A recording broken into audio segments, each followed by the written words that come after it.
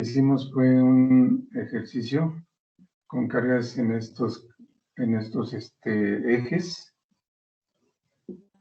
Y por aquí estaba en un punto A. Aquí era donde se necesitaba, más bien donde encontramos el campo eléctrico. Me parece que llevamos Q1 a esta una carga Q2, esta Q3 y esta Q4. Sí, es el último problema que hicimos. O chequenle a ver cuál fue el último que vimos. ¿O qué fue lo último que vimos?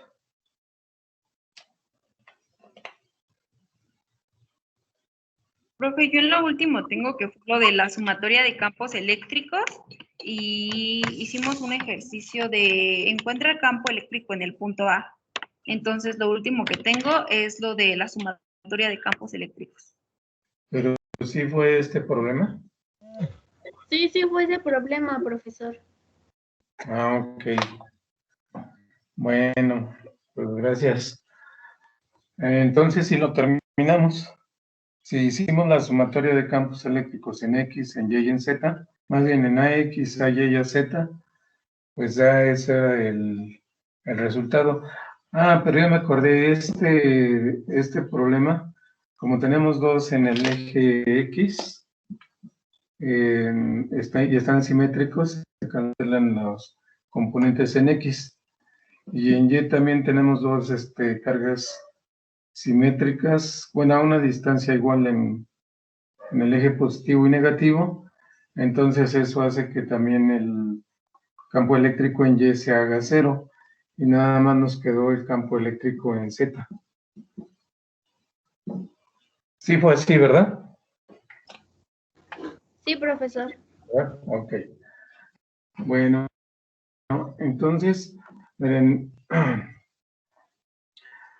el campo eléctrico de otras distribuciones de carga, vamos a considerarlas, por ejemplo, el campo eléctrico de una lámina con carga. El de una lámina con carga es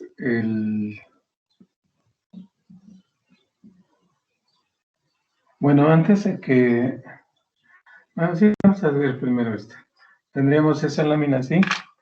Y bueno, pues tendríamos distribuida la carga en la superficie o en el área. Y entonces tendríamos un campo eléctrico en esta dirección.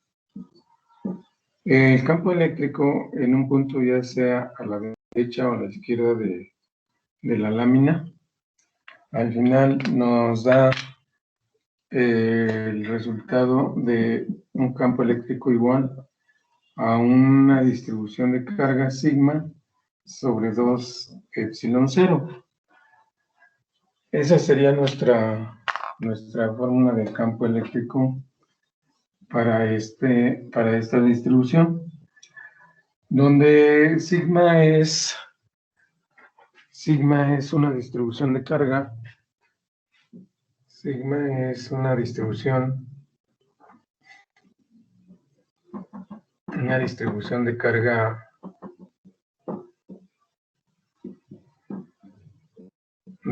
superficial.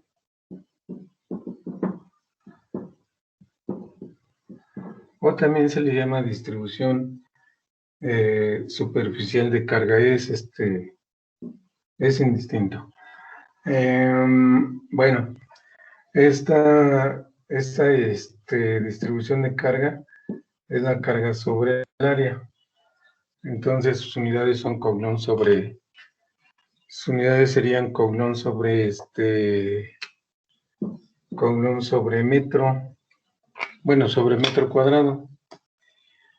Entonces esto es Coulomb sobre metro cuadrado. Y la otra distribución de carga que también nos dan los autores en los libros de física es una distribución superficial. Entonces, esto se le llamaría el campo eléctrico de un hilo con carga. Bueno, lo voy a colocar así. Sería el campo eléctrico de un hilo con carga. Bueno, si nosotros tenemos este hilo con carga, pues en realidad lo que tenemos es un conductor que va a transportar una carga. Y bueno, puede ser una carga positiva o una carga negativa. Igual aquí la lámina puede tener una carga positiva o negativa.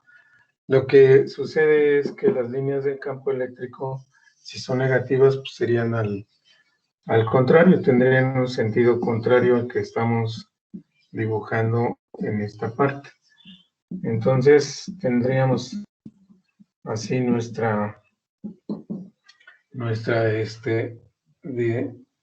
forma del campo eléctrico.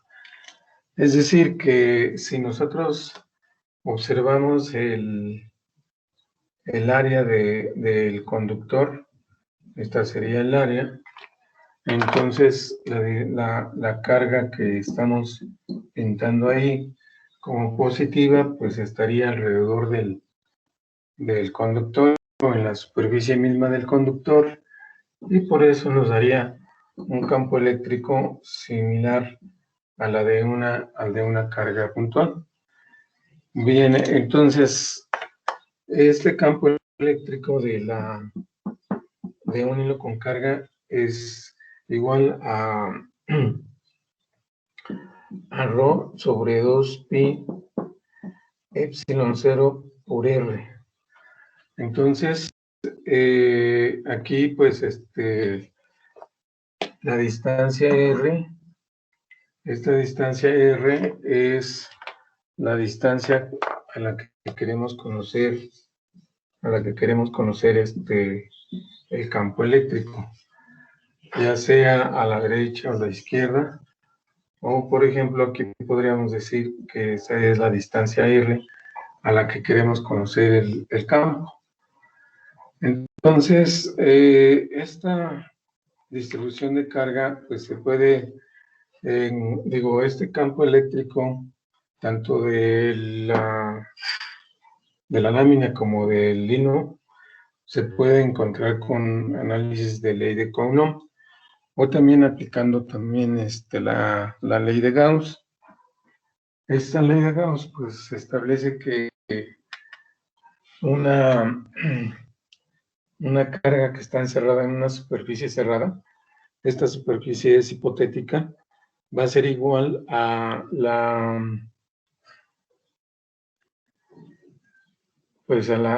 carga encerrada, es decir, el flujo eléctrico que produce esta carga encerrada, pues será proporcional a la carga que encierra la superficie cerrada. En ese caso, por ejemplo, para el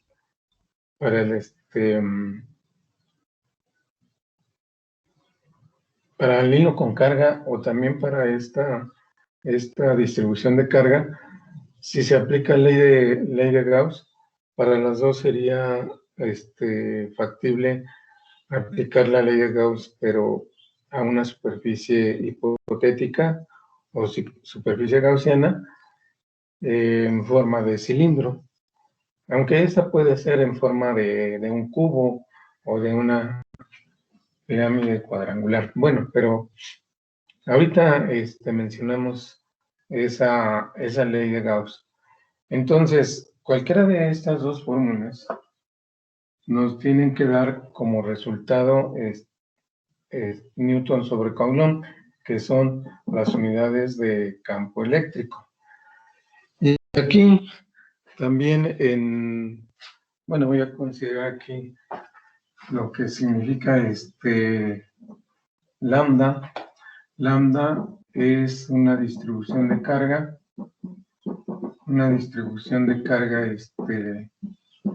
de carga lineal, o una distribución lineal de carga. Entonces, lambda es la carga sobre la unidad de longitud. Vamos a colocarlo así, L. Por lo tanto, si tenemos Q sobre L, pues las unidades que nos van a dar serían coulomb sobre metro. Entonces, la distribución de carga superficial es Q sobre A y nos da la carga sobre el área y nos da coulomb sobre metro cuadrado. Y esta distribución de carga lineal es la carga que está a lo largo del conductor y es la carga sobre la unidad de longitud, por lo tanto son coulomb sobre metro. Bueno, sí. Perdóname, por interrumpirlo, pero no alcanzo a ver bien la ecuación que pongo, no me escucha. Lo que está abajo de... Ajá, esa, es que se corta ya por... Ok, sí. No sé si podría... La voy a poner acá. El campo eléctrico del hilo con carga está dada como lambda sobre 2pi epsilon 0 por R. Esa sería. Gracias, profe. ¿Sí? Bueno, si quieren aprovechamos esa. Este sería el campo del hilo con carga, ¿verdad? Este es el campo eléctrico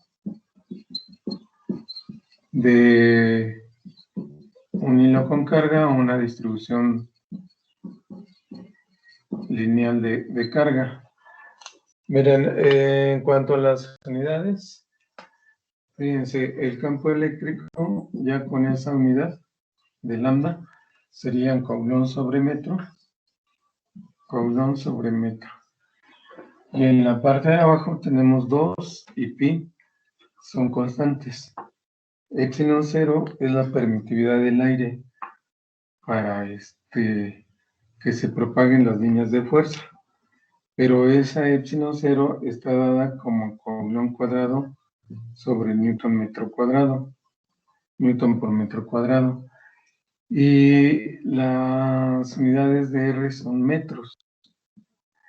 Entonces vean cómo aquí pues vamos a tener coulomb por newton por metro cuadrado, y en la parte de abajo tendríamos coulomb cuadrado por metro. Entonces vean cómo esto pues las unidades de coulomb se cancelan, bueno, se simplifican. En la parte de abajo nos quedaría coulomb, en el numerador nos quedaría newton, y aquí sería, pero aquí me faltó coulomb cuadrado por metro, pero por este metro también. Entonces así nos queda. Nada más nos quedan las unidades del campo eléctrico. Newton sobre coulomb. Lo mismo con la otra fórmula. Bueno, ¿ya puedo borrar esta parte, muchachos? Sí, profesor. Ok, entonces miren. Como mencionamos la ley de Gauss, vamos a considerarla y vamos a partir de un flujo eléctrico. La ley de Gauss se relaciona precisamente con un flujo eléctrico. Entonces, miren, si nosotros tenemos, por ejemplo, una lámina con carga, ya vimos que la lámina, bueno, vamos a ponerle un espesor a la lámina.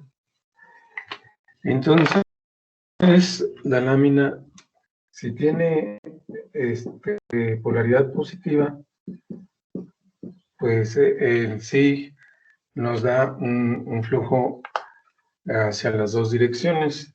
Entonces, si yo considero una superficie que puede ser, por ejemplo, que tenga esta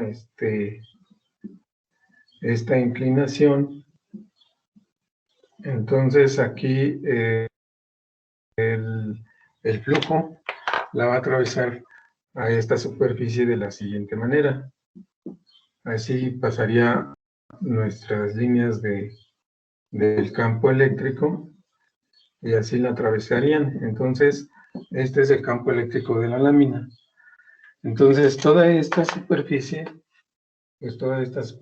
tiene un área mayúscula.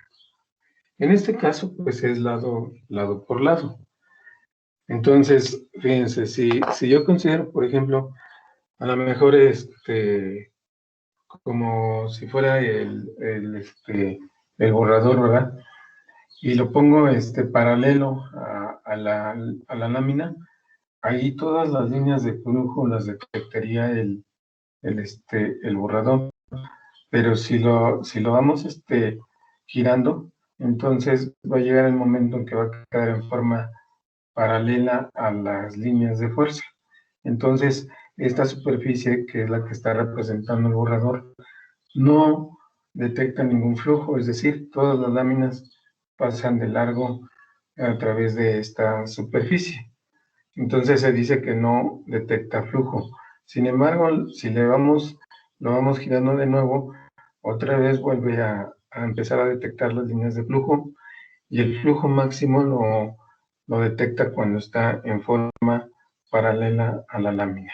Cuando está en forma perpendicular, no detecta flujo. Entonces, a eso se refiere el flujo eléctrico, y el flujo eléctrico está dado por la letra Phi. Algunos autores la representan con la letra Psi, y en general, pues es E por A, es decir, el campo eléctrico por el área. Entonces, así nos queda el campo eléctrico. Entonces, vean cómo, si es el campo eléctrico por el área, las unidades son Newton sobre Coulomb por metro cuadrado. Entonces, así la dejamos, sería Newton metro cuadrado sobre Coulomb, las unidades del flujo. Ahora, aquí en este caso, en la superficie que estamos representando, para aplicar la ley de Gauss, se establece un vector que se le llama vector área. No sé si alcancen a ver el color verde. Si no, vamos a poner con el color azul. Este vector nos va a representar el área y se le llama vector área. Entonces, aquí vean cómo formamos un ángulo teta con la dirección con la dirección del flujo. Entonces, la fórmula, pues la fórmula más completa del flujo eléctrico sería el campo eléctrico,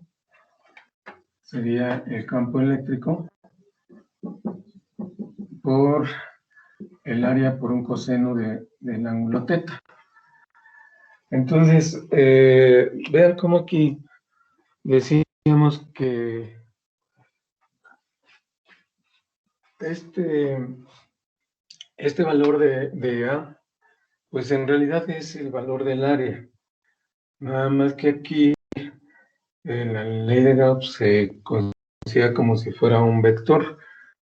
Además, la superficie gaussiana, pues también va a ser una superficie, podríamos decir, imaginaria, que nos va a servir para investigar cómo es el flujo. Pero miren, si nosotros habíamos considerado, por ejemplo, el borrador, lo puse así, y el, el plumón nos marca la dirección del flujo, se dice que es el vector área. Cuando está así, tiene entre el flujo eléctrico y el vector área, hay un ángulo de 0 grados. Entonces, el coseno de 0 es 1. Entonces, es cuando se aplica o detecta el mayor número o el flujo máximo. Sin embargo, si lo vamos moviendo, vean cómo el vector área se va moviendo, porque este vector área siempre va a ser perpendicular a la superficie. Entonces, en esta posición, el ángulo θ es de 90 grados y el coseno de 90 grados nos da 0. Entonces, por eso al final podemos decir que el campo eléctrico, bueno, aquí en este caso, si el coseno de 90 grados es 0, quiere decir que no detecta ningún flujo. Entonces, el mayor flujo lo detecta cuando el ángulo es de 0 grados. Y si el ángulo es de 90 grados, el flujo es 0. Y claro está, el flujo va disminuyendo a medida que el ángulo vaya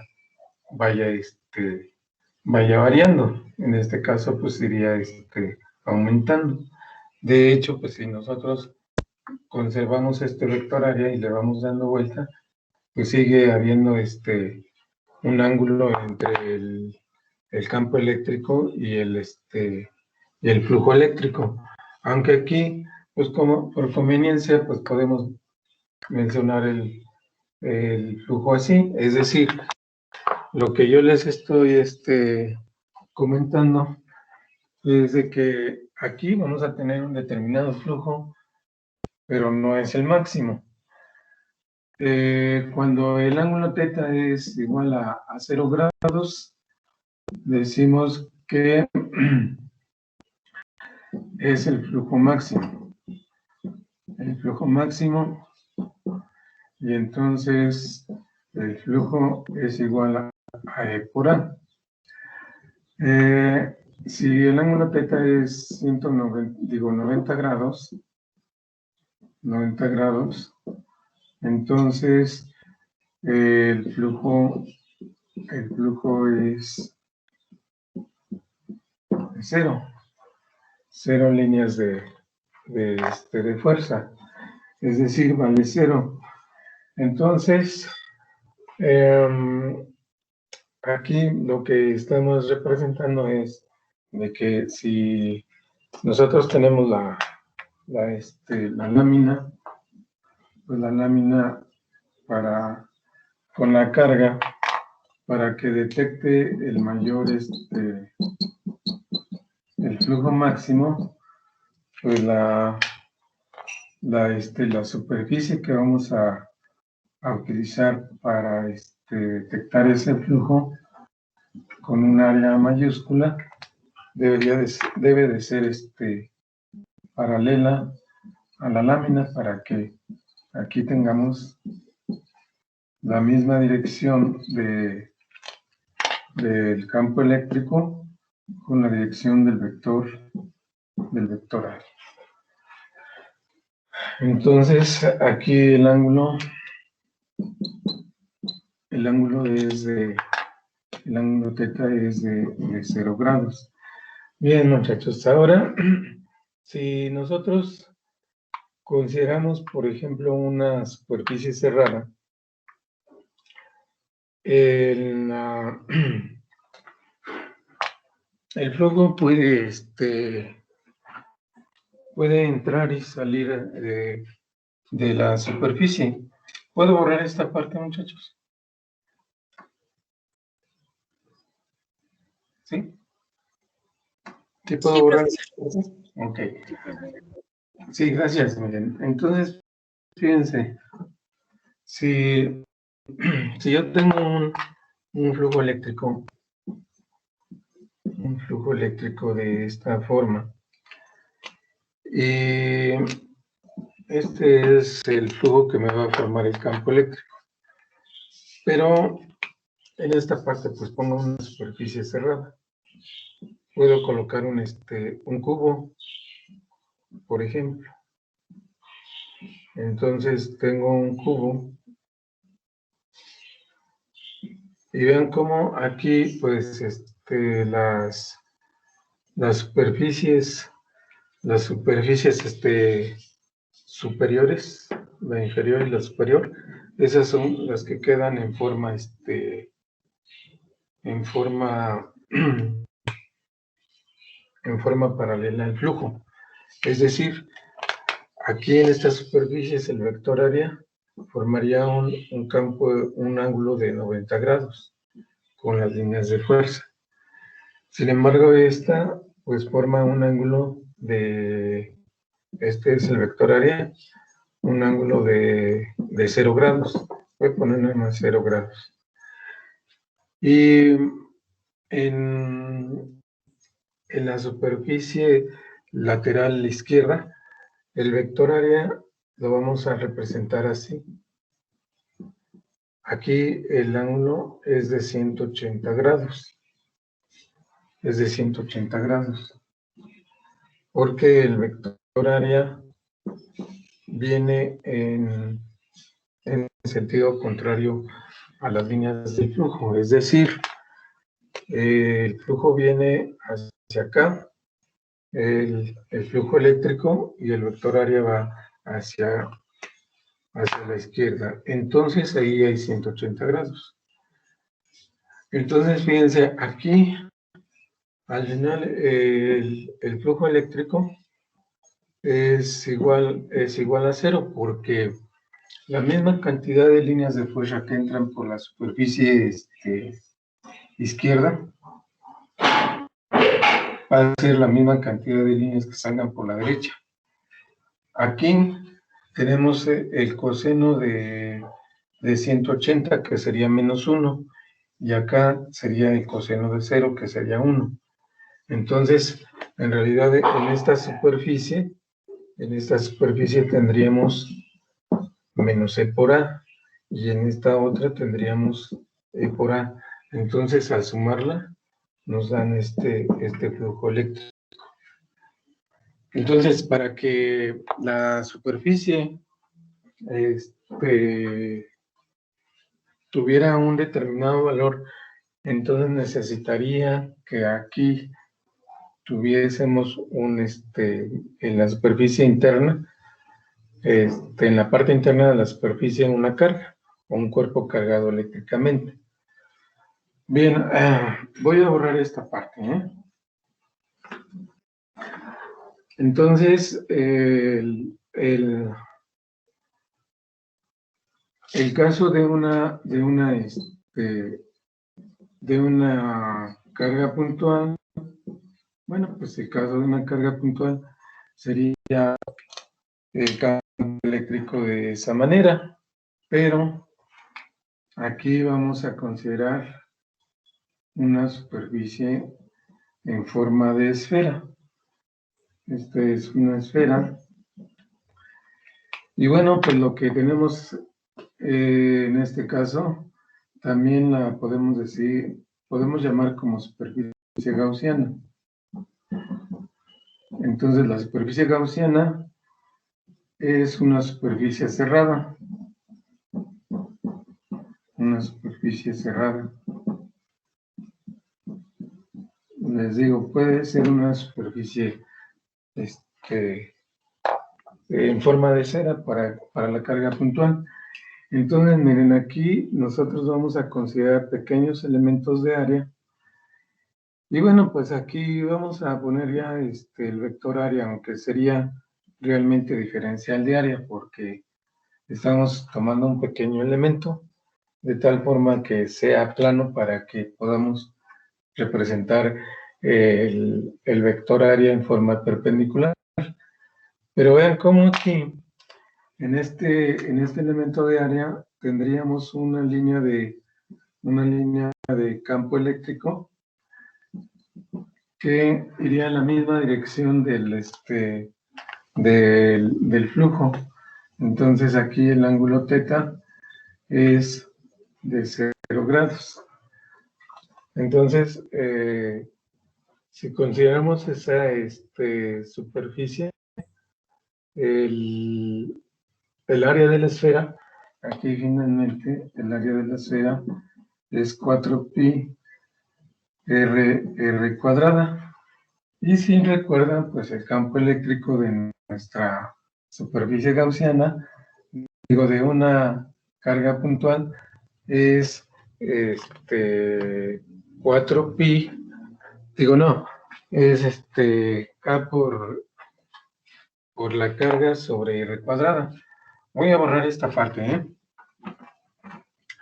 Entonces, miren, la ley de Gauss se escribe o se escribe de la siguiente manera. El flujo eléctrico es igual a la carga encerrada por la superficie sobre epsilon 0 igual a una integral de superficie del campo eléctrico por un coseno de θ por diferencial de área. Entonces, propiamente aquí tendríamos Q sobre epsilon 0 igual a la integral de coseno de θ por diferencial de área. Entonces aquí, al final, tendríamos el campo eléctrico por el área. El área es igual a 4pi r cuadrada.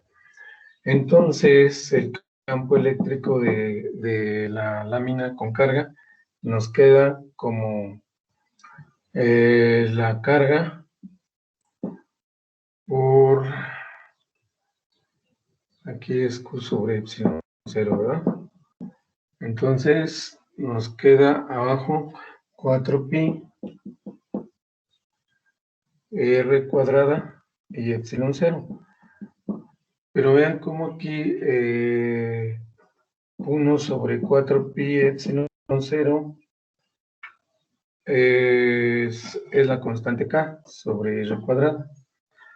Entonces, de esta fórmula vemos que efectivamente el campo eléctrico de la carga puntual es la constante por la carga sobre R cuadrada. Entonces vean cómo aquí utilizamos esta ley de Gauss para encontrar el campo eléctrico. Y bueno, vamos a dejar ahí la ley de Gauss. Las otras dos distribuciones son más, pues son un poco más laboriosas, pero vamos a dejar en conocer nuestras fórmulas y vamos a irle avanzando a lo de potencial eléctrico. Bueno, antes de pasar al potencial eléctrico, miren, de acuerdo a lo que ya vimos, tenemos 3 tipos de distribución de carga. ¿Puedo borrar esta parte para escribir los 3 tipos de distribución de carga? Sí, profe.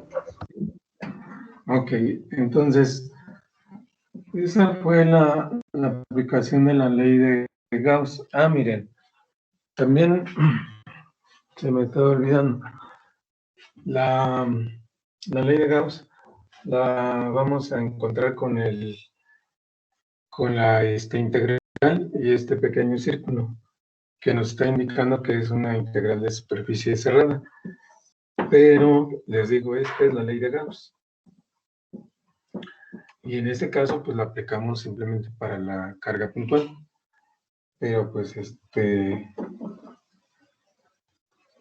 en general sería esa la ley de Gauss. Bien, pues aquí también sería el círculo. Entonces vamos a ver las distribuciones de carga.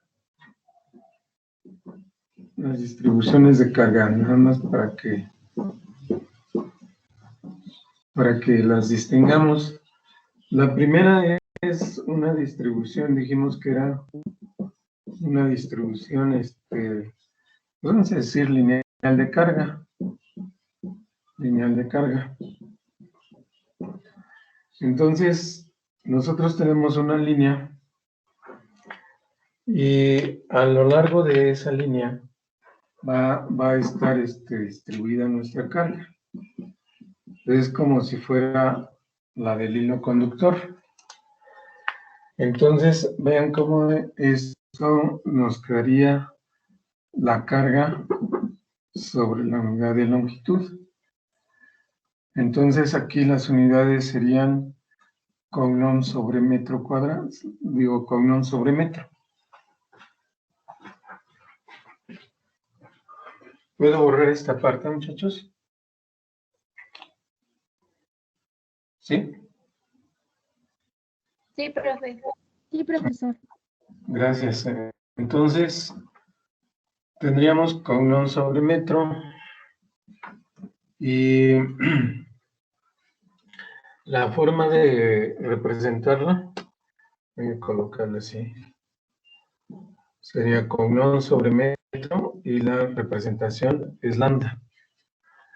Después tendríamos la distribución superficial de carga. La distribución superficial de carga.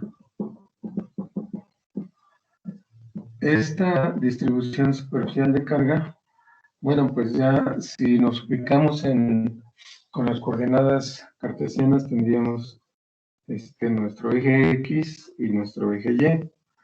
O sea, ya hay variación en dos ejes. Entonces tendríamos así nuestra lámina. Y bueno, pues aquí tendríamos distribuida la carga. Entonces, la carga está distribuida en un área. Por lo tanto, las unidades son coulomb sobre metro cuadrado. Y nuestra distribución de carga superficial la representamos con la letra sigma. Algunos autores utilizan este símbolo. Es correcto las dos formas. Entonces, bueno, aunque nosotros nos vamos a estar refiriendo a la distribución de carga con esta letra tau, y nos faltaría la distribución volumétrica de carga. Sería una distribución volumétrica.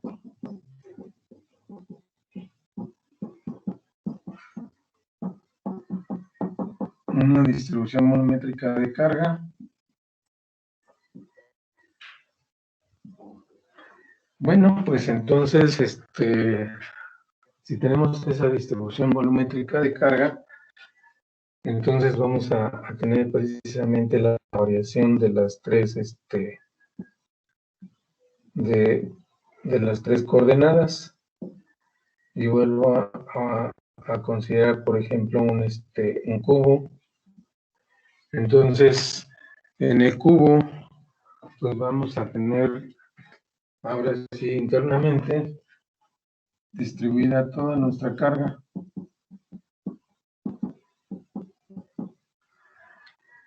Entonces, si nosotros tenemos una distribución volumétrica de carga, tenemos la carga sobre el volumen, es decir, Q sobre V. Por lo tanto, nos daría coulomb sobre metro cúbico. Y esta distribución la representan en física, los libros de física, con la letra ρ. Entonces, en general, por ejemplo, ya en otros cursos en los que se profundiza más pues en el estudio de las distribuciones de carga, utilizan esta simbología. Para las tres sería ρ, pero aquí le ponen ρ su índice L. Aquí también la letra ρ, pero sería ρ como su índice S, y esta una ρ, pero como su índice B. Entonces, tenemos distribución lineal, superficial y volumétrica. Esto implica que tengamos que realizar la integración de una línea. Aquí tendríamos una integración, aquí una doble integración, porque ya tendríamos los dos ejes X y aquí triple integración, porque tendríamos variación tanto en X, en Y y en Z. Entonces, esto es lo que va haciendo que pues que se vaya analizando más a profundidad estas distribuciones o el campo eléctrico, porque si nosotros tenemos una distribución volumétrica, pero por ejemplo distribuida en un cilindro o en un casquete de una esfera, entonces se utilizan, en lugar de la superficie, las coordenadas cartesianas, pues las esféricas o las cilíndricas, y bueno, ahí tendríamos que dar límites para cada coordenada, y bueno, pues ahí tendríamos que utilizar precisamente ese tipo de coordenadas. Entonces, pues matemáticamente pues se va haciendo más laborioso. Bien, pues esos serían nuestros tres tipos de carga. De distribución de carga: la distribución lineal, la superficial y la volumétrica. ¿Se alcanzan a ver lo que está aquí abajo?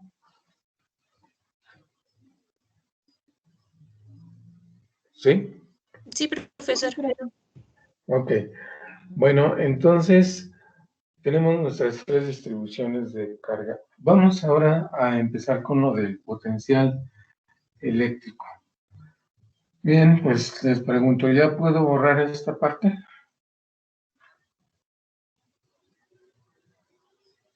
¿Ya puedo borrar el piso? ¿Sí? Ok. Gracias. Entonces, recuerden que cuando vemos potencial eléctrico, el potencial eléctrico decíamos que estaba representado con la letra V, y el potencial eléctrico decíamos que era la energía potencial sobre la carga. Entonces, esto nos lleva a las unidades denominadas Joule sobre Coulomb, y esto nos da las unidades denominadas volts. Bueno, esta sería nuestra definición básica. Pero la energía potencial, pues la energía potencial la estamos representando como E subíndice P. Entonces, esto es energía potencial. La energía potencial, pero en el caso de nuestro potencial, pues nos representa el trabajo para atraer una carga, de prueba, aunque puede ser cualquier cualquier cuerpo cargado eléctricamente. Entonces decimos de prueba desde el infinito,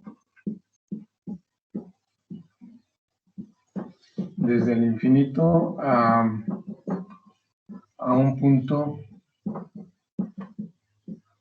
punto del campo eléctrico.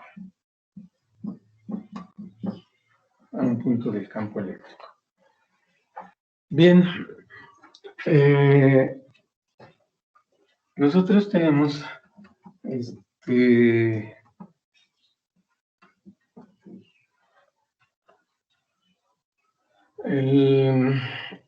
caso de un campo eléctrico puede ser el de una carga puntual, o el de una lámina, o el de un hilo con carga. Pero si nosotros tenemos carga, tenemos líneas de fuerza eléctrica. Y este campo eléctrico se asemeja al campo eléctrico, al campo gravitacional terrestre. Es decir, si yo tengo aquí vamos a decir que esto es la Tierra, y tengo aquí un bloque,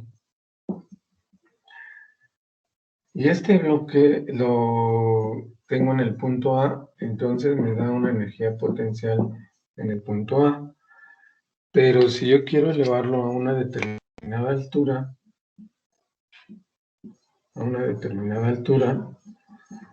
entonces tengo el hecho de que aquí estoy llevando el bloque desde el punto A hasta el punto B a una altura h. Es una distancia. Entonces yo estoy realizando trabajo. El bloque lo puedo llevar, ya sea a través de un sistema de poleas, o incluso puedo imaginarme que, por ejemplo, si tengo aquí el bloque y ahora lo subo por un plano inclinado hasta llegar a esta posición, entonces este sería el punto A, pero hasta acá, hasta esta altura, está el punto B. Entonces, de acuerdo a la posición del bloque en el punto A y en el punto B, tenemos una energía potencial del punto A que es diferente a la energía potencial del punto B. Entonces, nosotros realizamos trabajo, que es precisamente a lo que se va a referir en el aspecto eléctrico de la carga eléctrica. Estamos realizando este trabajo aquí para vencer las líneas de fuerza.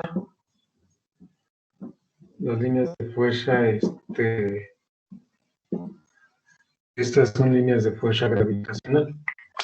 Entonces, estas son las líneas de fuerza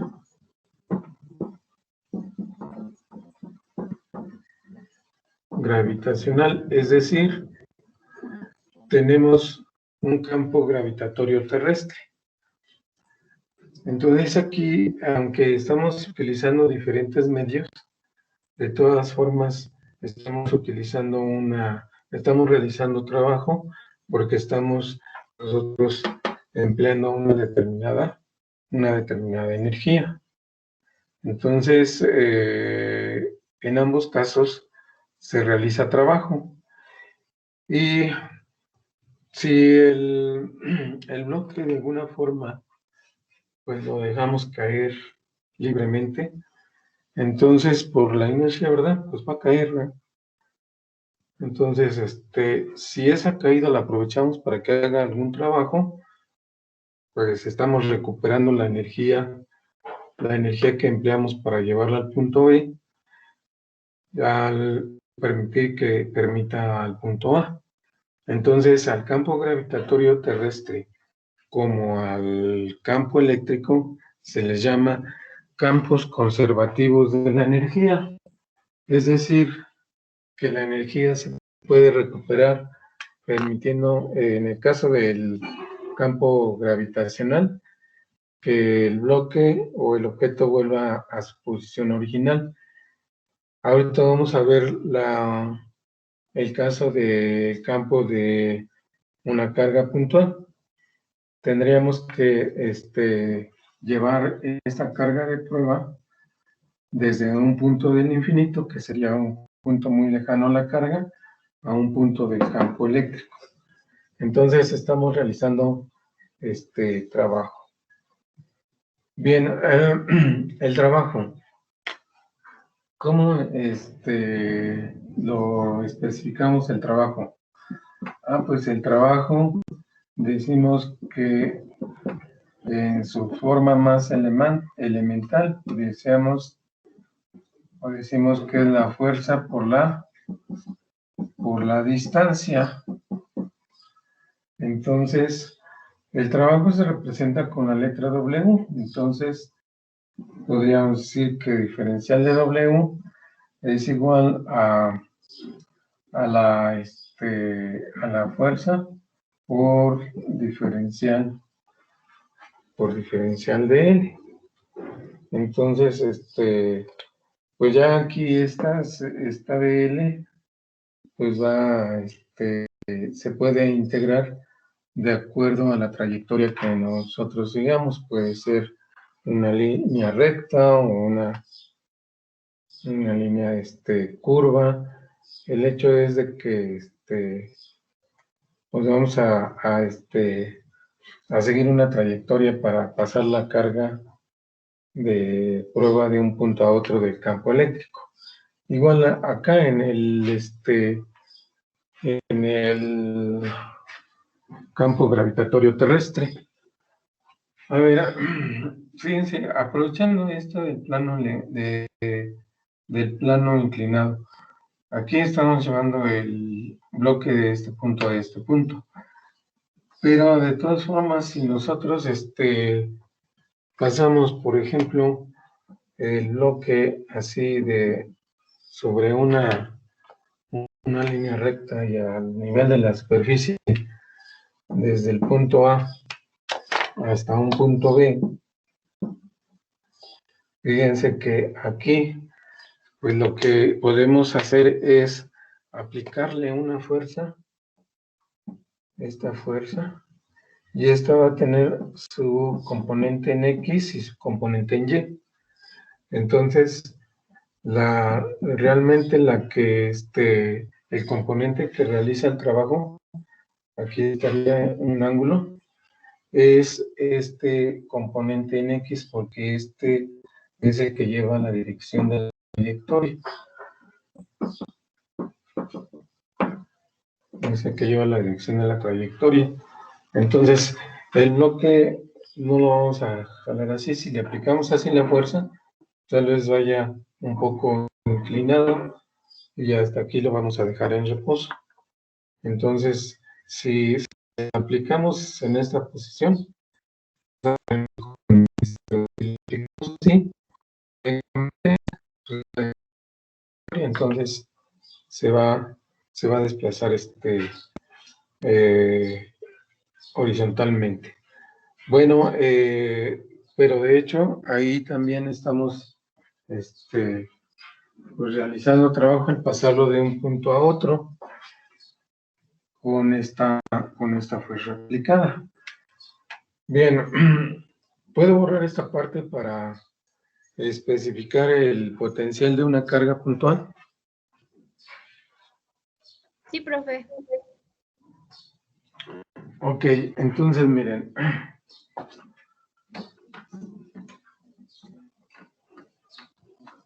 Fíjense, el potencial de una carga o el potencial en general ya no es un vector, es un escalar. Entonces, en este caso, pues ya no vamos a manejar los vectores. Pero bueno, vamos a considerar una carga puntual. Si yo tengo una carga puntual, ya hemos utilizado muchas veces este modelo del campo eléctrico de una carga. Entonces se trae una carga de prueba desde el infinito, es decir, aquí se entiende como infinito un punto muy alejado en el que ya no se van a dejar sentir la influencia de estas líneas de fuerza eléctrica. Entonces yo lo puedo traer desde el punto del infinito, que lo voy a llamar alfa, ¿verdad? Bueno, el infinito, y lo voy a traer hasta un punto más, más cercano, por ejemplo aquí. Entonces ahí lo considero el punto A. Pero puedo considerar otra trayectoria y traerlo hasta un punto B.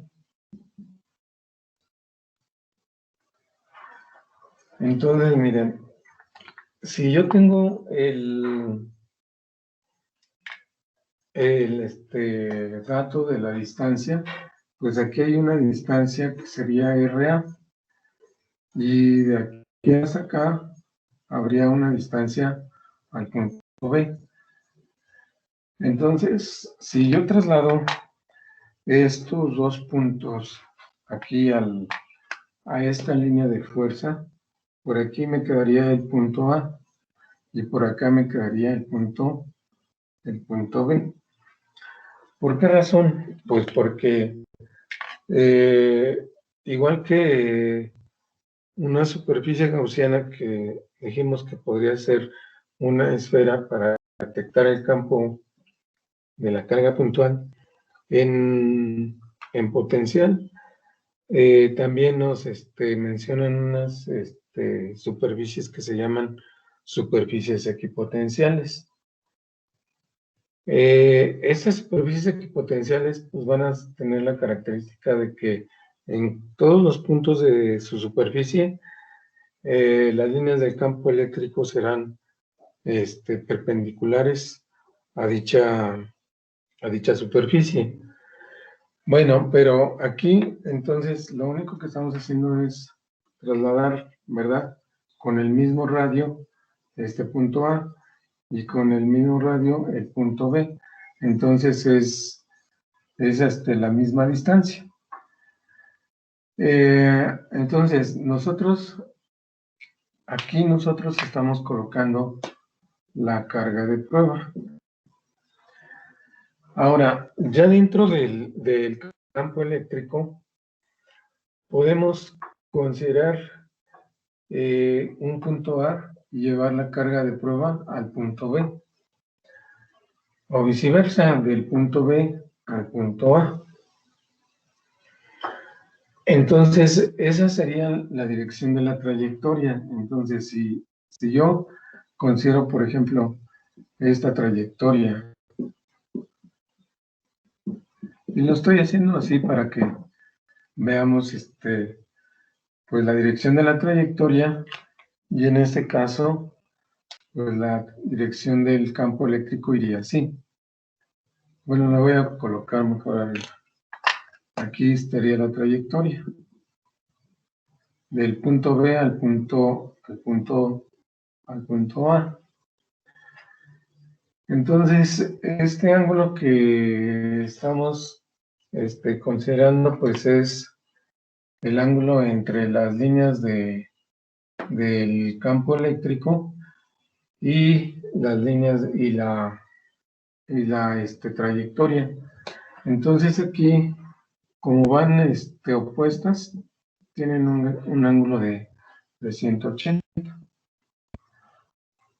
Bien, entonces miren, si yo considero que la energía potencial es igual a,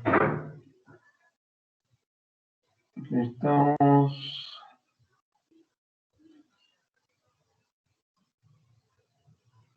Bueno, es la carga por una integral de un campo eléctrico coseno de teta por diferencial de área. Entonces, aquí en este caso, el campo eléctrico es la constante por la carga sobre R cuadrada. Entonces, este es el campo eléctrico de la carga puntual.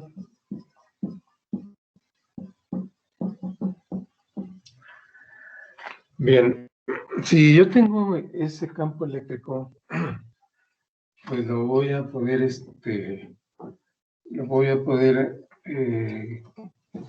introducir a la integral. Pero bueno, lo que andamos buscando es el potencial. Esta es la fórmula de la energía potencial, ¿eh? Energía potencial.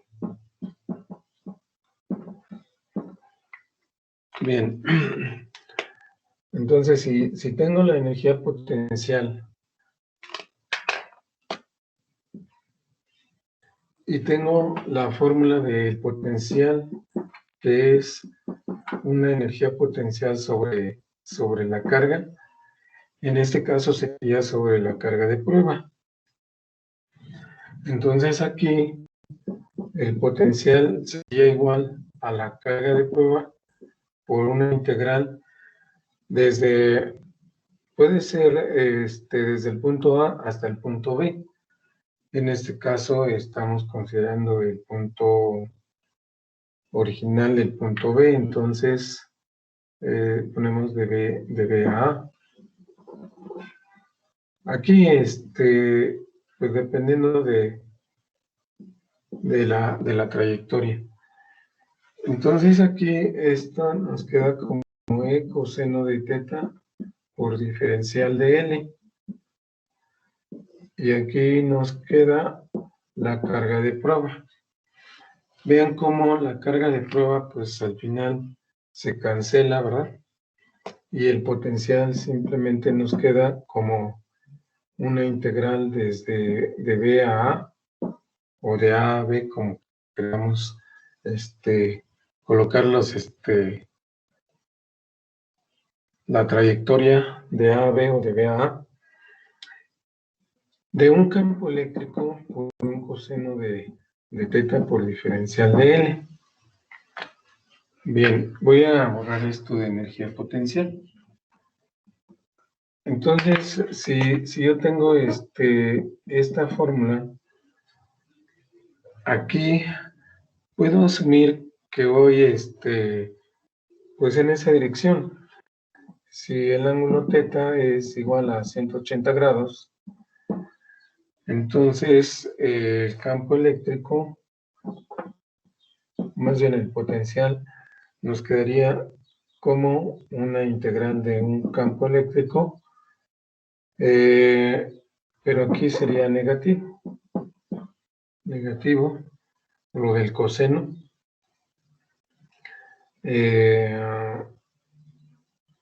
por diferencial de L. Bien, entonces miren aquí, el dl se hace igual a dr. ¿Puedo borrar esta parte, muchachos? Sí, profesor. ¿Sí? Sí, profesor. ¿Sí puedo borrar esto? Ok. Entonces, miren,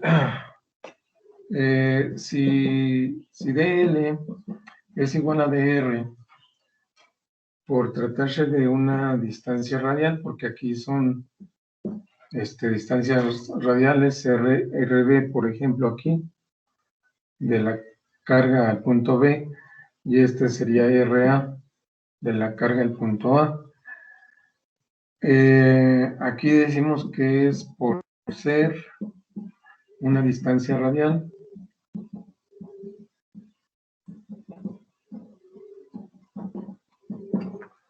Entonces, el campo eléctrico ya habíamos dicho que era igual al de la carga, al de la carga puntual, sería la integral Bueno, aquí me faltaron los límites de B a A, y sería además negativo de la constante por la carga sobre R cuadrada por dr. Entonces vean cómo aquí esto nos quedaría menos la constante por la carga por una integral de dr sobre R cuadrada. Entonces, si nos queda así, pues ya nada más vamos a integrar. ¿Puedo borrar esta parte?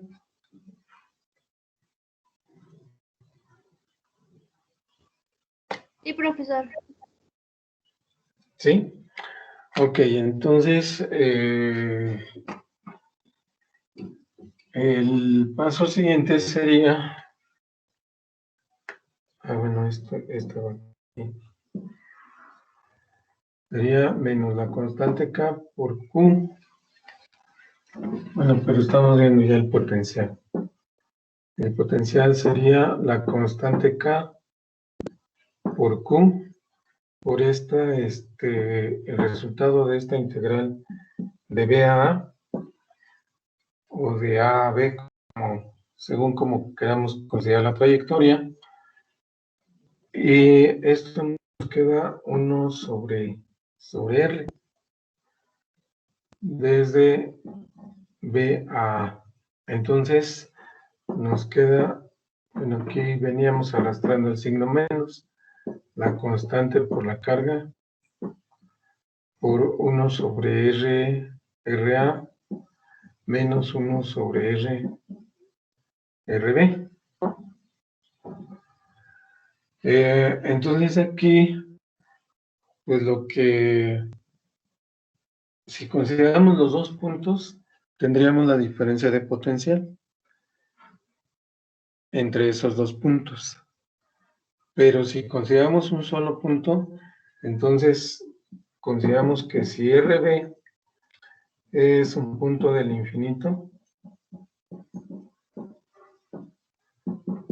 ahí ya no se detecta campo eléctrico. Entonces, si no se detecta campo eléctrico, pues tampoco va a haber energía potencial ni potencial. Entonces, esto se hace cero.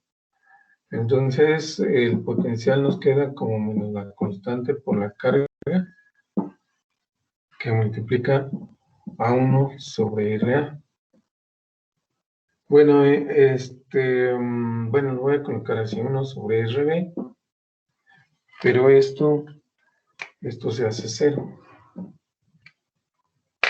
El RB.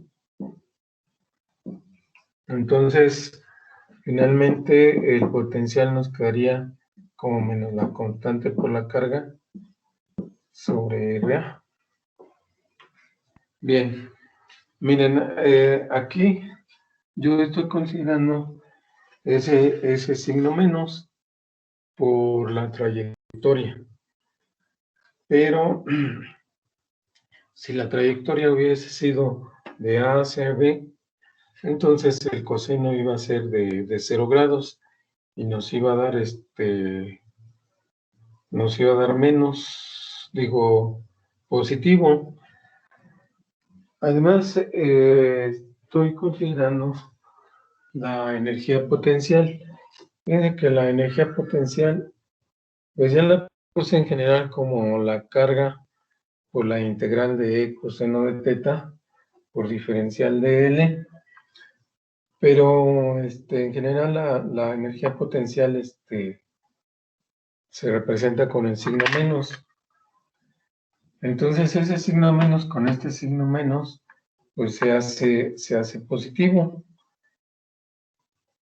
Aunque hubiera quedado positivo, de todas formas ya en general el potencial de un punto del campo eléctrico de una carga puntual, pues va a ser la constante por la carga sobre la distancia. Bien, entonces vamos a, antes de borrar este diagrama, vamos a hacer la aclaración aquí en este punto. Si hay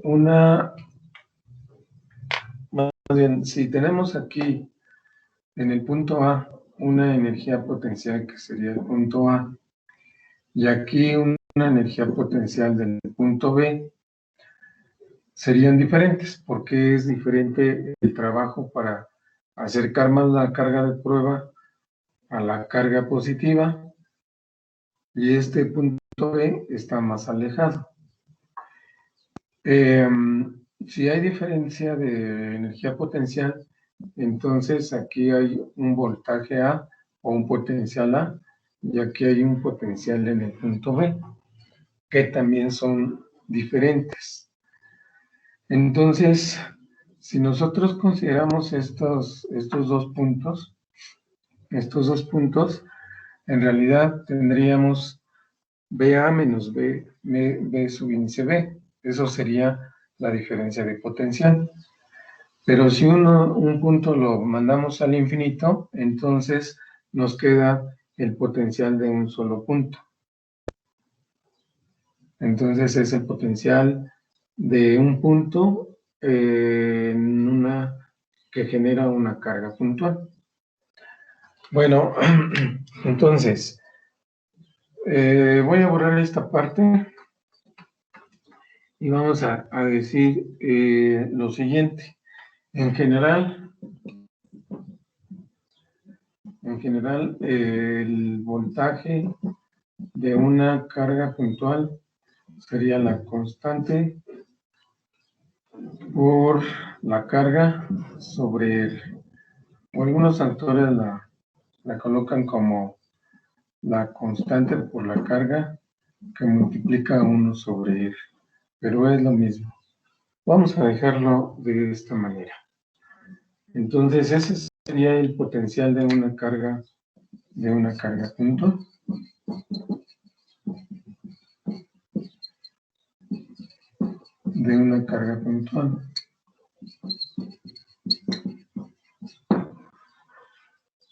Entonces, aquí son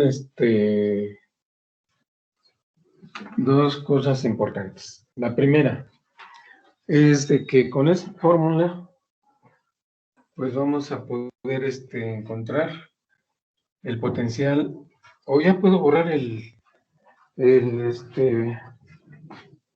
diagrama, ¿sí? Este dibujo, ¿sí ya lo puedo borrar?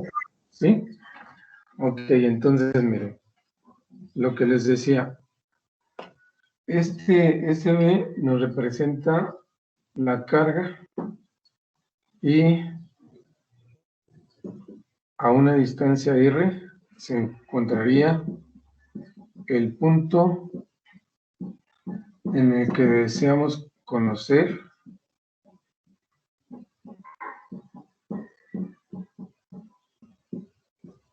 el voltaje o el potencial.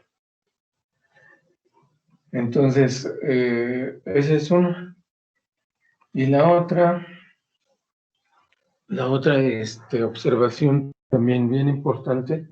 Bueno, aquí miren, si nosotros tenemos un punto A y un punto B, pues podemos sacar individualmente los voltajes y compararlos para encontrar la diferencia de potencial. Pero bueno, primero consideramos nada más el potencial en un punto. ¿Puedo borrar esta parte, muchachos? Sí, profesor. Sí. Ok, y la otra observación también importante es la siguiente. El potencial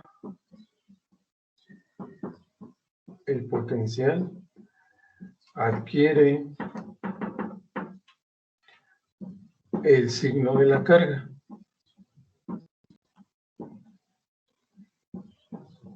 Entonces, si el potencial adquiere el signo de la carga, quiere decir que si la carga puntual es positiva, entonces este potencial será positivo. Y si la carga, más bien, si la carga es negativa, entonces el potencial será negativo. Entonces, esas son las dos observaciones importantes que les quería mencionar. Bien, entonces podemos tener una sola carga y pedir que se calcule el potencial en varios puntos, por ejemplo, o tener 2 o 3 cargas y pedir el potencial también en 2 o 3 puntos o en un solo punto. Vamos a realizar un ejercicio con potencial para que veamos cómo se aplica esta fórmula. Las unidades son volts porque al final nos quedan joules sobre Coulomb. Miren, si el voltaje es igual a la constante por la carga sobre R, la constante tiene unidades denominadas Newton por metro cuadrado sobre Coulomb cuadrado. Aquí tendríamos la carga que está dada en coulombs y la distancia que está dada en metros. Entonces esas unidades nos quedan como Newton por metro cuadrado por Coulomb sobre Coulomb cuadrado por metro. Entonces vean cómo aquí esto se simplifican Coulomb con Coulomb y en la parte de abajo nos quedan coulombs. Pero este metro cuadrado con este metro también se simplifica y nos queda Newton por metro. Entonces eso nos da las unidades denominadas joules sobre Coulomb y esto nos da las unidades denominadas volts o voltios. Entonces esas serían nuestras unidades. Bien, vamos a realizar un ejercicio. ¿Puedo borrar ya esta parte para realizar el ejercicio? Sí, ya. Ok, gracias. Entonces, miren, el ejercicio sería encontrar el potencial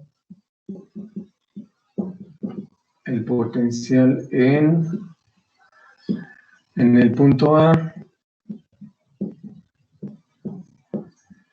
en la siguiente figura.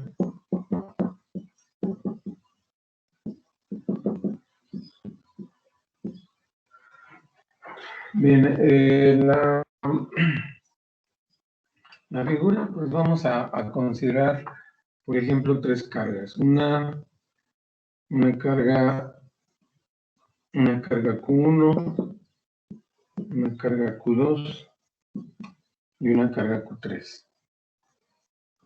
El punto lo podemos considerar, pues aquí en esta parte, sobre esta dirección, aquí en esa parte. Entonces, este sería el punto y sería el punto A. Aquí nos gustaría poner las distancias. Podríamos decir que esta distancia sea de 12 centímetros. Y estas dos distancias vamos a considerarlas de 10 centímetros. La distancia entre las cargas. Bien, entonces, eso es por un lado. Por el otro, pues vamos a considerar, por ejemplo, 2 positivas y 2 negativas. ¿Cuál les gustaría que fuera negativa y cuál es positiva? Bueno, ¿cuál negativa? Q1, Q2 o Q3. Q2. La Q2. Ok, entonces esta la dejamos negativa y todas estas las vamos a considerar positivas. Bueno, para encontrar el potencial de cada carga al punto A, vamos a ocupar esta fórmula. Ese sería un camino. Y después vamos a hacer otra indicación que nos va a dar el mismo resultado. Pero de hecho necesitamos las distancias de cada carga al punto A. Entonces aquí vamos a considerar esta distancia. Voy a poner con negro y la voy a llamar R1. Esta es la R2 y la distancia R3. Entonces con R2 no hay ningún problema porque sabemos el valor de la distancia.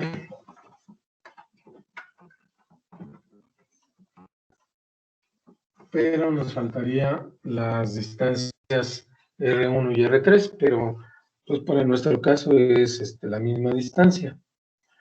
Ahora, miren, las cargas, para que no nos den potenciales muy grandes, vamos a considerar que sean cargas del orden de nanocoulombs. Es decir, voy a considerar, por ejemplo, Q1 igual a 3 nanocoulombs. Una carga Q2 la vamos a considerar de menos 4 nanocoulombs y la carga 3 la vamos a considerar de 2 nanocoulombs. Entonces, si son nanocoulombs, la carga 1, 2 y 3 tendrían que ser 3 por 10 a la menos 9 coulombs. Bien, pero vamos a considerar ahora las distancias. La R1 sería igual, vamos a considerar que son las distancias. La R1 sería la raíz cuadrada de 10 al cuadrado más 12 al cuadrado. Recuerden que esto estaría dado en centímetros. A ver, checa la operación, por favor, para ver cuánto nos da.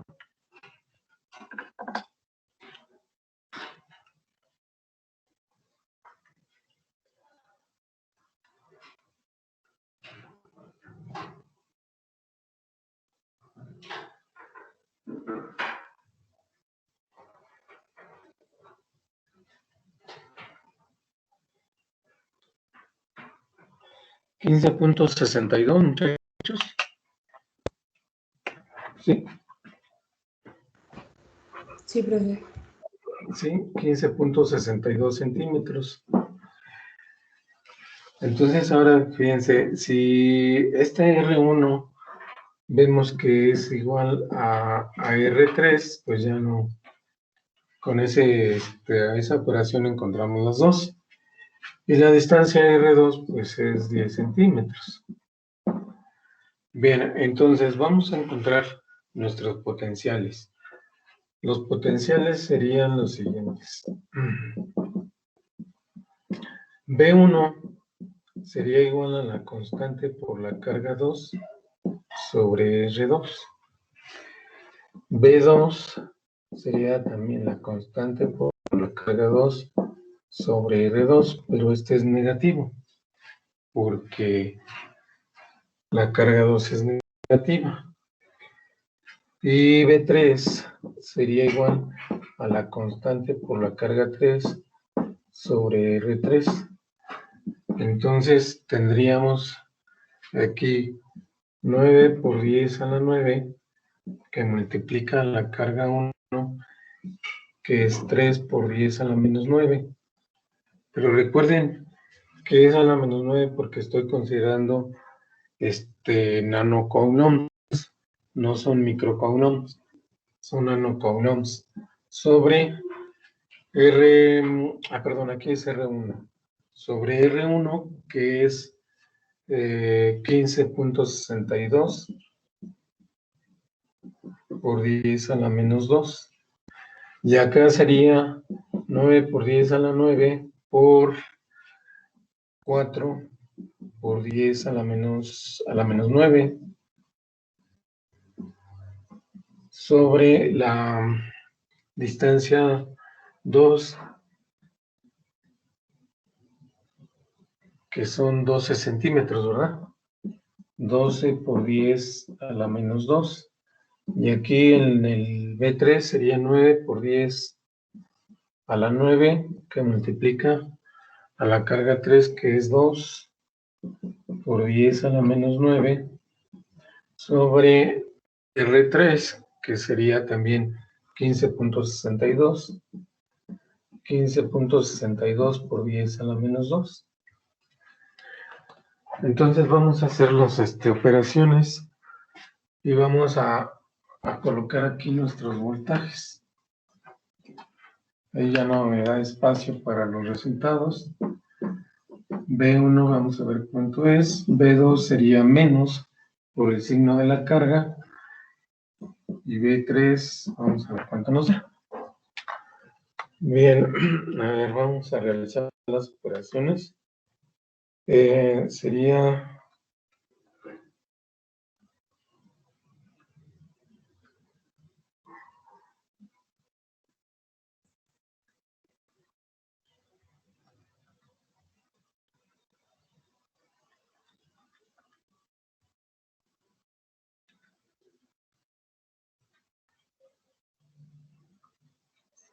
172.85 el primero, muchachos. Sí. 172.85 volts. Ahora vamos a ver el segundo. Sería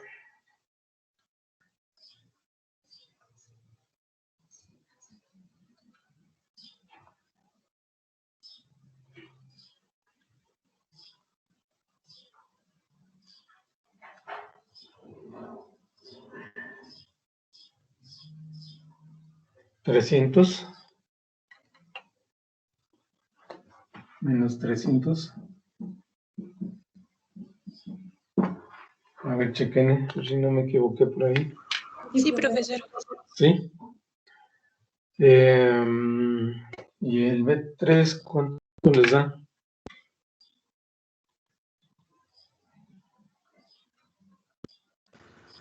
115.23.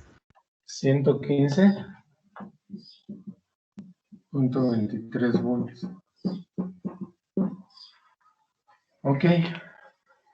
Entonces, miren, si ya tenemos esos tres voltajes, pues ya solo nos queda decir que el voltaje VA es igual a V1 menos V2 más V3. Podemos indicarlo así, o simplemente hacer la sumatoria algebraica. No nos confundamos con este menos es este mismo, ¿eh? Porque acuérdense que aquí pues estoy poniendo como si tuviera yo el más de B1, el menos de B2 y el más de B3, ¿sí? Entonces, no hay que duplicar el signo.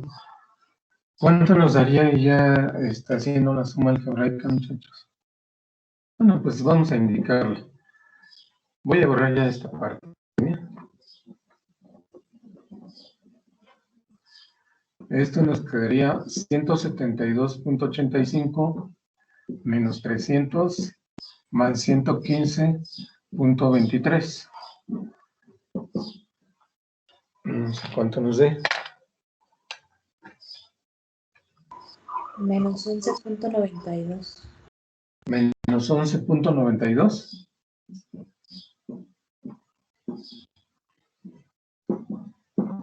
Ok. Pues ese sería nuestro resultado, muchachos. Ya sin preocuparnos de los signos, porque pues aquí lo que predomina, si predomina el potencial positivo, pues el resultado será positivo. Y si predomina los potenciales negativos, pues el potencial será negativo, como en este caso. Entonces, fíjense, ahorita nada más hicimos un solo punto, pero en los problemas nos pueden pedir a lo mejor 2 puntos, o 2 cargas y 3 puntos, por ejemplo. Bueno, sería, pues ya dependiendo de las cargas y los puntos, pues sería, laborioso el ejercicio, pero nosotros vamos a considerar simplemente, por ejemplo, como ejercicio que acabamos de hacer. Vamos a dar cargas y calcularlo en un punto, a ver cómo nos resultaría este potencial. Bueno, ahora miren, otra forma sería considerando precisamente esta fórmula, B1 menos B2 y más B3. Si yo dibujo o escribo mis 3 potenciales, pues me quedaría la constante por la carga 1 sobre R1 menos el potencial de la carga 2, que sería la constante por la carga 2 sobre R2, y más la constante por la carga 3 sobre R3. Entonces, si yo tengo esa fórmula, aquí podríamos generalizar que el voltaje en A nos quedaría como la constante sacar como factor común a la constante, la carga 1 sobre R1 menos la carga 2 sobre R2 y más la carga 3 sobre R3. Entonces vean cómo aquí, pues ya aplicada la fórmula, nos daría 9 por 10 a la 9, que multiplica a la carga 1, que sería 3 por 10 a la menos 9, sobre 15.62 por 10 a la menos 2, menos 4 por 10 a la menos 9, sobre 12 por 10 a la menos 2, y más esta fórmula, que sería, más 2 por 10 a la menos 9, sobre 15.62 por 10 a la menos 2. Así nos darían las operaciones. Entonces, si realizamos todas estas operaciones, nos debe de dar lo mismo que hicimos individualmente. Entonces, tenemos las 2 opciones, ya sea hacerla de esta manera o realizarlo así, individualmente.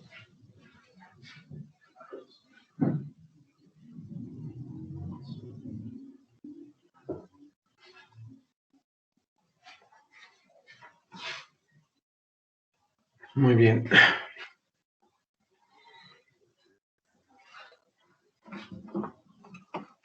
Vamos a verificarlo. Sería otra forma, sería 9 por 10 a la 9, que multiplica. Y voy a realizar las divisiones. Sería 3 exponente a la menos 9, ¿verdad? entre 15.62 a la menos 2. A ver cómo nos da, porque me dieron muchos números, pero en el primero sería 1.92 por 10 a la menos 8. A ver ahora el otro.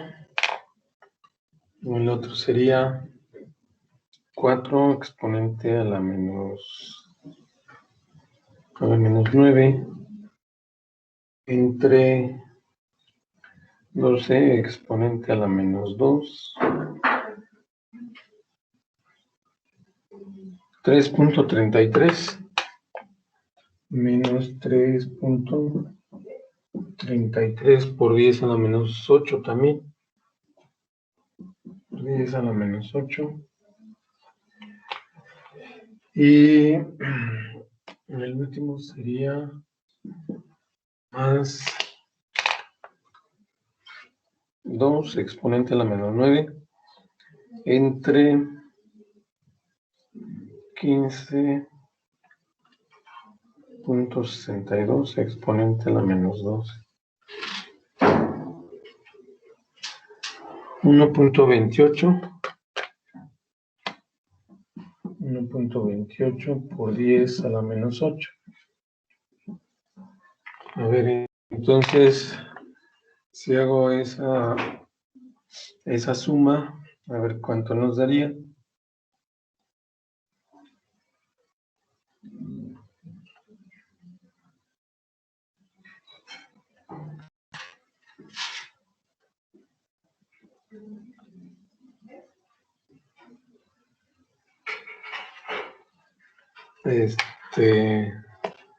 Aquí tendría yo 9 por 10 a la 9, que multiplica a menos 9.95 por 10 a la menos 8.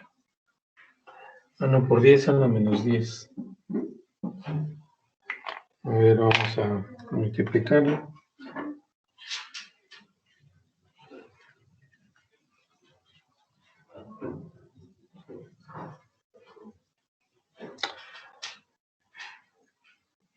No, tengo un valor de 8.96.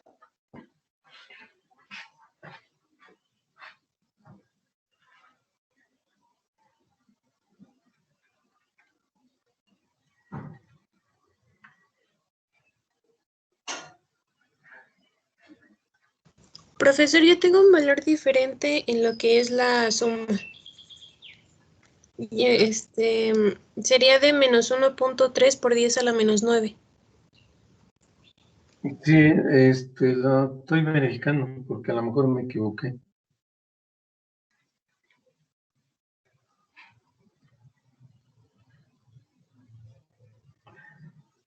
Ándale, es 1.3 por 10 a la menos 9, ¿verdad? Sí, yo aquí me equivoqué.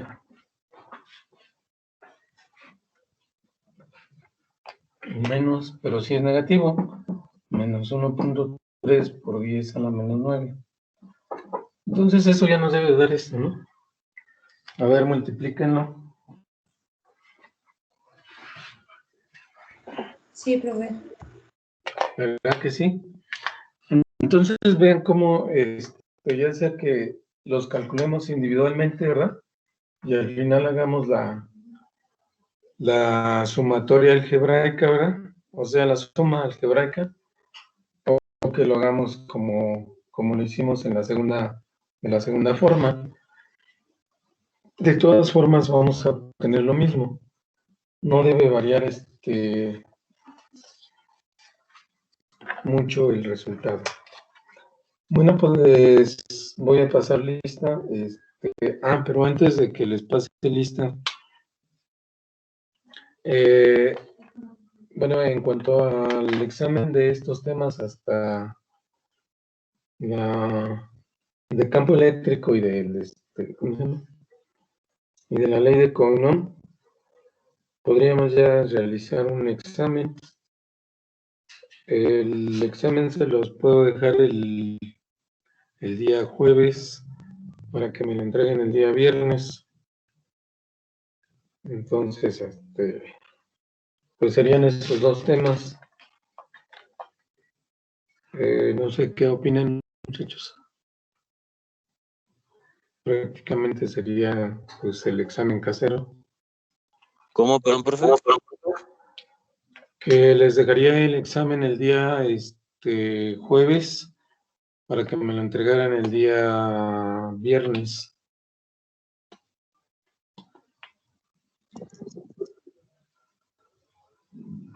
Y si no, pues se los puedo mandar mañana con los responsables del grupo.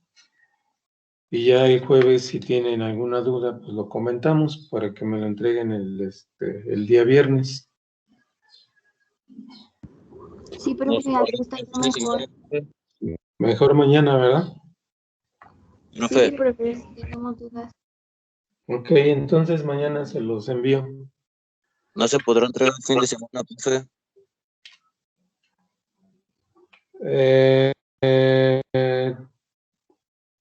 Pues yo creo que máximo el sábado, muchachos. Sí, bueno, es que lo que pasa es que yo el viernes tengo clases así corridas desde las 9 hasta las 7, entonces igual sí se me A lo mejor no le haría da. un poco complicado. Bueno, pues sería hasta el sábado máximo. Sí, profe. Bueno, entonces mañana se los envío, el jueves dudas y máximo el sábado entregarlo. Ok, le voy a pasar